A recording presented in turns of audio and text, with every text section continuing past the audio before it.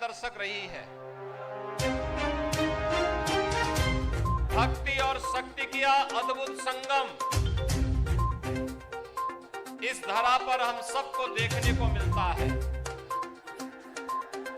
देश को चुनौती से उभारने का, और अगर कहीं से चुनौती मिल रही है तो उसका मुकाबला करने का जज्बा तो इस धरती में रहा है। और भाइयों बहनों, उन्हीं स्थितियों में आज जब भारत दुनिया की एक बड़ी ताकत के रूप में उभर करके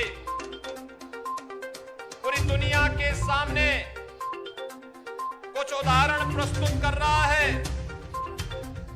उन स्थितियों में देश के यशस्वी प्रधानमंत्री श्री नरेंद्र मोदी जी के नेतृत्व में भारत को सबसे बड़ी ताकत, दुनिया की सबसे बड़ी ताकत के रूप में स्थापित करने के इस अभियान में राजस्थान पीछे न रह जाए, इसके लिए आप सबका आह्वान करने के लिए मैं आपके बीच यहां पर आया हूं। भाइयों बहनों, एक नया भारत का दर्शन हम कर रहे हैं। एक ऐसा भारत जिस भारत में 142 करोड़ लोगों का सम्मान दुनिया के अंदर बढ़ रहा है। एक ऐसा भारत जिस भारत में जाति, मत, मजहब, क्षेत्र और भाषा के आधार पर कोई भेदभाव नहीं हो रहा है। एक ऐसा भारत जिसमें आस्था को भी सम्मान दिया जा रहा है और आपके भविष्य की कार्य योजना को प्रभावी ढंग से जमीनी धरातल पर उतारने के लिए भी कार्य हो रहा है। और उस नए भारत के लिए राजस्थान जैसे राज्य की सहभागिता अत्यंत महत्वपूर्ण है। इसके लिए आप सबका आह्वान करने के लिए भाइयों बहनों आज मैं आपके बीच यहां पर उपस्थित हुआ हूं। भाइयों बहनों, मैं जानता हूं राजस्थान हो या केकड़ी विधानसभा क्षेत्र, पूरा राजस्थान कांग्रेस नेतृत्व की सरकार से पूरी तरह तबाह है। और आज आपका यह उत्साह इस बात की गवाही दे रहा है। बहुत आगे धक्का मुक्की मत करिए, आप लोग पीछे पीछे रहिए, मैं आराम से आपके सामने बोल रहा हूं। और पीछे पीछे, थोड़ा पीछे की तरफ जाइए, ठीक रहेगा। भाइयों बहनों, मैं केवल आपको ये बात कहने के लिए आया हूं, मैं आपका एक बात के लिए आह्वान करने के लिए आया हूं कि भाइयों बहनों, आज जब पूरा देश प्रधानमंत्री मोदी जी के नेतृत्व में कार्य कर रहा है, एक नए भारत का दर्शन कर रहा है, तब राजस्थान की भी जिम्मेदारी बनती है कि विपरीत परिस्थितियों में राजस्थान ने देश को संबल दिया है। और अब एक बार फिर से कांग्रेस के मौका प्रस्त और वादा खिलाफी को जवाब देने के लिए विधानसभा चुनाव को फिर से हम भारतीय जनता पार्टी के पक्ष में ले जाकर के कांग्रेस को जवाब दें। और भाइयों बहनों, इसी का आह्वान करने के लिए मैं भी आपके बीच आया हूं। पूज्य संत भी यहां आए हैं और ये पूरा मंच भी आपका आह्वान करने के लिए यहां पर आया है। आपको मेरा अनुरोध होगा, धक्का मुक्की न करके थोड़ा पीछे पीछे थोड़ा चाहिए, पीछे थोड़ा पीछे हटेंगे तो अच्छा होगा। भारत माता की, भारत माता की, भारत माता की। आप लोग थोड़ा पीछे जाएंगे तो अच्छा रहेगा। आगे काफी लोग बैठे हुए हैं, उन लोगों को भी दिक्कत ना हो और आप लोगों को भी दिक्कत ना हो। थोड़ा पीछे पीछे चले जाएं, आराम से पीछे पीछे, एक एक कदम सब लोग पीछे चले जाएंगे। सारी पीछे जो आगे अनावश्यक भीड़ हो रही है उसमें नियंत्रण हो जाएगा और जो जहां है वहीं बैठ जाएंगे, ठीक रहेगा। भाइयों बहनों, इस नए भारत के लिए वैश्विक स्तर पर बढ़ता हुआ भारत का सम्मान भी है। तो भाइयों बहनों, भारत की आस्था का भी सम्मान है। भारत की आस्था का सम्मान कैसे होना है, ये आज आप सब देख सकते हैं। भाइयों बहनों, काशी में काशी विश्वनाथ धाम, उत्तराखंड के केदारनाथ में केदारनाथपुरी का निर्माण, और भाइयों बहनों यही नहीं, मध्य प्रदेश में महाकाल में महालोक का अनुभूति करने वाला अद्भुत दृश्य भी हम सबके सामने है। भाइयों बहनों, ये सभी कार्यक्रम भारत की आस्था को सम्मान देने का ही क्रम है। और यही नहीं, 500 वर्षों का इंतजार समाप्त करके आज अयोध्या में प्रभु राम का भव्य मंदिर का निर्माण कार्य भी हो रहा है। भाइयों बहनों, क्या ये कार्य कांग्रेस करा पाती? कांग्रेस आपकी आस्था को सम्मान दे पाई? क्या कांग्रेस दे पाएगी?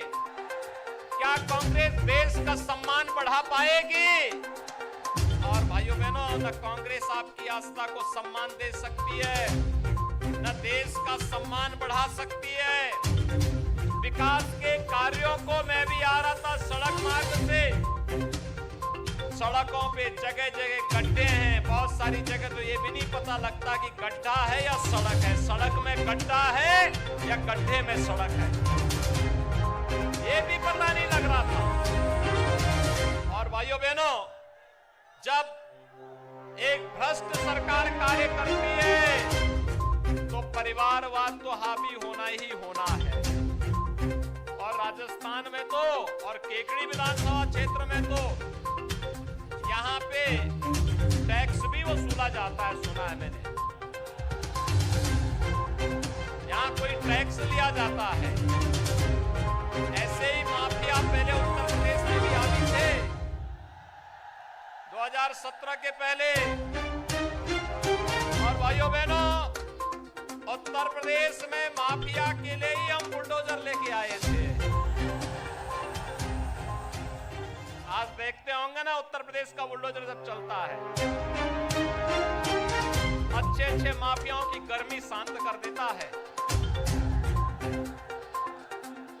और गर्मी ही नहीं शांत करता है, जितना जनता को लूट करके रखा हुआ उस पैसे को सरकारी खजाने में रख करके फिर गरीबों के लिए आवास बनाने का काम हम लोग करते हैं उस पैसे का।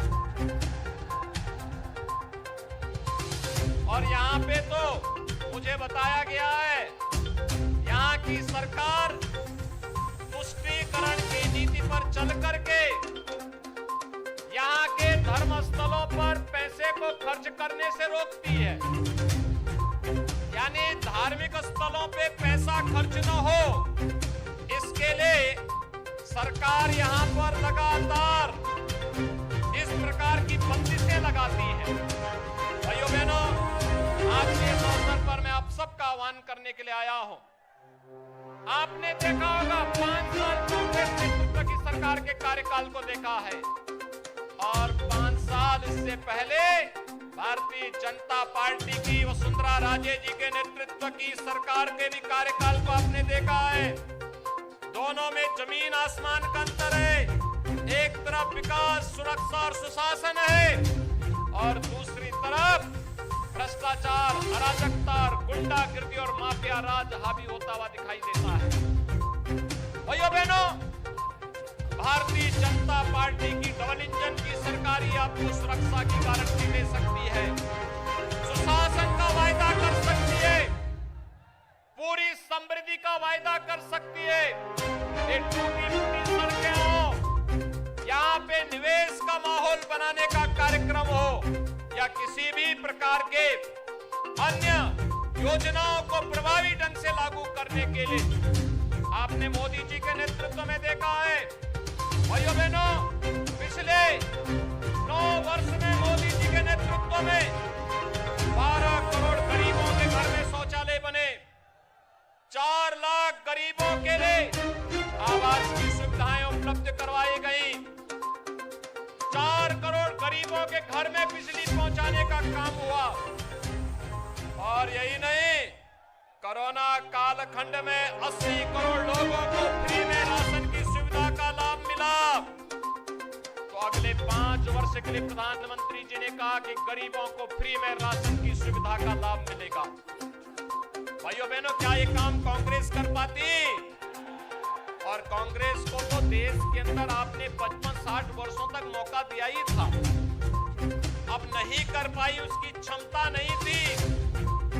तो इसके लिए जनता जनार्दन कहां से दोषी है? और इसीलिए मैं आपका आह्वान करने के लिए आया हूं भाइयों बहनों, ये सागर टैक्स से मुक्ति मिले, भ्रष्टाचार मुक्त व्यवस्था राजस्थान को प्राप्त हो, राजस्थान के नौजवानों के लिए भी रोजगार की सुविधाएं उपलब्ध हो, यहाँ का विकास की योजनाओं का लाभ गांव, गरीब, किसान, नौजवान और महिलाओं को प्राप्त हो। इसके लिए डबल इंजन की भारतीय जनता पार्टी की सरकार राजस्थान के अंदर आवश्यक है। सहमत हैं? अच्छा, मुझे एक बात बताओ, आप में से कितने लोग हैं जो अयोध्या में 22 जनवरी को रामलला के विराजमान होने के बाद अयोध्या आने के लिए इच्छुक हैं? कितने लोग हैं? पूरा राजस्थानी आना चाहता है क्या? भाइयों बहनों, इसके लिए आवश्यक है कि शत्रुघ्न गौतम जी को विधानसभा में जयपुर पहुंचाएंगे। सभी लोग सहमत हैं? पहुंचाएंगे ना? भ्रष्टाचारियों की जमानत जब्त करवाएंगे। और मैं फिर शत्रुघ्न गौतम जी को कहूंगा कि वह विधानसभा में जाने के बाद 22 जनवरी के बाद केकड़ी के जनता जनार्दन को लेकर के अयोध्या पहुंचे। अयोध्या में स्वागत की तैयारी हमारी होगी। सहमत है? सभी लोग सहमत हैं? तो भाइयों बहनों, आपने वायदा किया, मैंने भी वायदा किया, पक्का? तो आप सब मेरे साथ बोलेंगे, विधानसभा चुनाव की दृष्टि से कमल चुनाव चिन्ह पर श्री शत्रुघ्न गौतम के लिए दोनों हाथ ला करके बोलेंगे, भारत माता की, भारत माता की, भारत माता की, जय श्री राम, जय जय